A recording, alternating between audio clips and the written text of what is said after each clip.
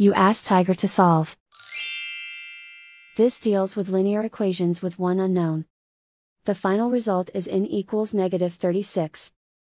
Let's solve it step by step. Simplify the expression. Multiply the fractions. Break up the fraction. Find the greatest common factor of the numerator and denominator.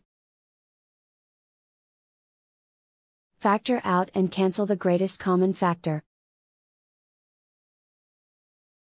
Group all constants on the right side of the equation.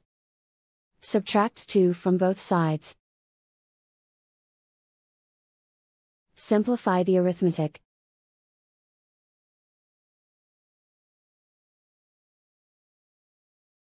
Isolate the n. Multiply both sides by 3. Group like terms. Multiply the coefficients. Simplify the fraction. Simplify the arithmetic. And so the final result is n equals -36.